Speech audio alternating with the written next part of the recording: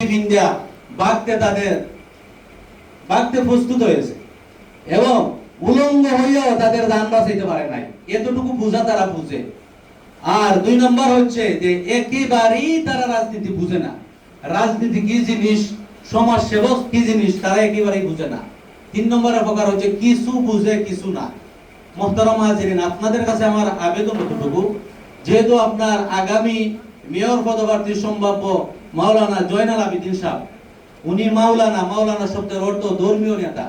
আর ধর্মীয় নেতা রান্দাঘর থেকে লাগাইয়া পার্লামেন্ট পর্যন্ত তারা কাম করতো, চিনে জানে, মানুষের পরামর্শ দিতে পারে। বলেন ঠিক কিনা?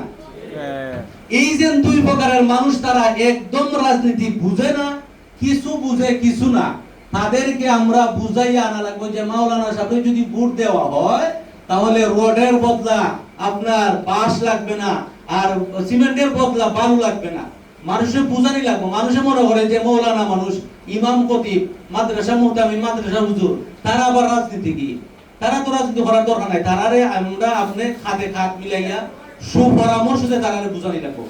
আল্লাহর নবী রাহমাতুল্লিল আলামিন 3 বছর সাগিরা খালি করছেন। তার উদ্দেশ্য কি? যে 3 বছর সাগিরা খালি করছেন মানুষের সাথে মিশাল লাগি, মিশিয়া তাদের সাথে একটা অন্তরঙ্গ ভালোবাসা, প্রেম, মহব্বত লাগাইবার লাগি, যাতে দিনের দাওয়াত দিতে আমার সহজ হয়। এই জন্য নবী সাল্লাল্লাহু আলাইহি ওয়াসাল্লাম সাগিরা খালি করছেন। তাই আমি আপনি তাদের কাছে যাওয়া লাগবো, তারারে বুঝানি লাগবো। স্বামী তার স্ত্রীর তালাক দিয়ে দিছে, এরপরে আমরা উলামায়ে কেরাম, মুফতি সাহেব, ইমাম খতিব সাহেব, আমরা ফয়সালা দিয়েছে যে তালাক হয়ে গেছে। কিন্তু তালাক হওয়ার আগে যদি আমরা একটা পরামর্শ করতাম, আমরা ইমাম সাহেব, খতিব সাহেব যদি আমরা বুঝাইতাম যে ভাই তোমার উপরে এই হক, তোমার স্ত্রীর উপরে এই হক, এই কাজ থেকে তোমরা বাঁচিয়ে থাকো, তাহলে এই স্বামীকে আর কোনোদিন তার স্ত্রীর তালাক দেয় না। তালাক দেওয়ার পরে আমরা এটা সমাধান দেই যে তালাক হয়ে গেছে। কিন্তু তালাক হওয়ার আগে যদি আমরা মানুষের বুঝাইতাম তাহলে ওই ব্যক্তি কোনোদিন আর তার স্ত্রীর তালাক দিত না।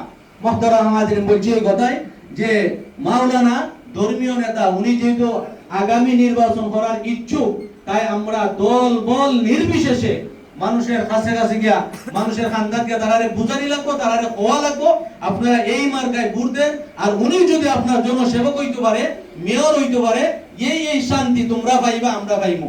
এই বলে আমার সব বক্তব্য শেষ করলাম। ওয়া আখিরু দাওয়ানা আলহামদুলিল্লাহ।